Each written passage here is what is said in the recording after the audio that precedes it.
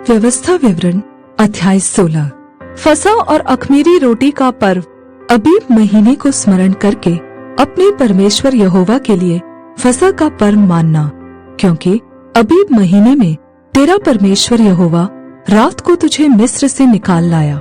इसलिए जो स्थान यहोवा अपने नाम का निवास ठहराने को चुन लेगा, वही अपने परमेश्वर यहोवा के लिए भेड़ बकरियों और गाय बैल फसह करके बलि करना।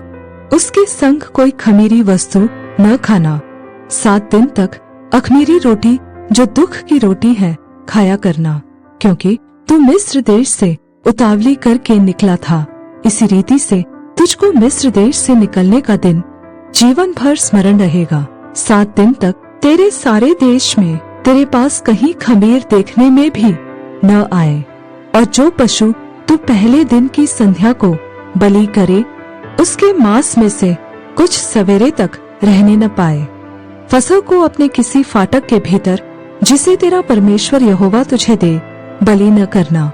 जो स्थान तेरा परमेश्वर यहोवा अपने नाम का निवास करने के लिए चुन ले, केवल वही वर्ष के उसी समय जिसमें तू मिस्र से निकला था, अर्थात सूरज डूबने पर संध्या काल को फसह का पशु बलि करना।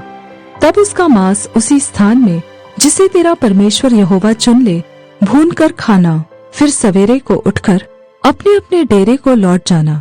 6 दिन तक अख़मीरी रोटी खाया करना, और 7वें दिन तेरे परमेश्वर यहोवा के लिए महासभा हो। उस दिन किसी प्रकार का कामकाज न किया जाए। कटनी का वर्ष। फिर जब तू खेत में हँसुआ लगाने लगे, तब से आरंभ करके 7 सप्ताह गिनना।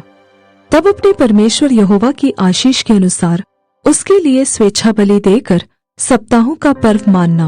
और उस स्थान में जो तेरा परमेश्वर यहोवा अपने नाम का निवास करने को चुन ले, अपने अपने बेटे बेटियों दास दासियों समेत तू और तेरे फाटकों के भीतर जो लेवी हो, और जो परदेशी और अनाथ और विधवाएं तेरे बीच में हो, वे सब के सब अपने परमेश्वर यहोवा के सामने आनंद करें।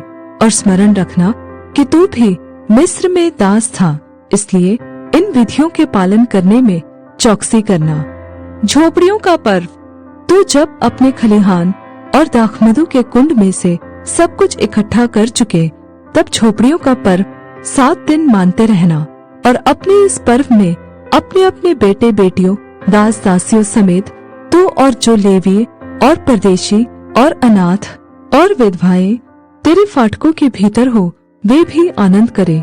जो स्थान यहोवा चुन ले, उसमें तू अपने परमेश्वर यहोवा के लिए 7 दिन तक पर्व मानते रहना, क्योंकि तेरा परमेश्वर यहोवा तेरी सारी बढ़ती में और तेरे सब कामों में तुझको आशीष देगा। तू आनंद ही करना।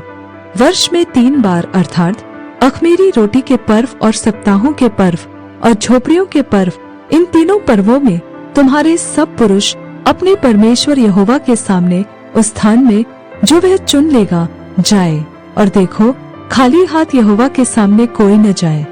सब पुरुष अपनी अपनी पूंजी और उस आशीष के अनुसार जो तेरे परमेश्वर यहोवा ने तुझको दी हो, दिया करे।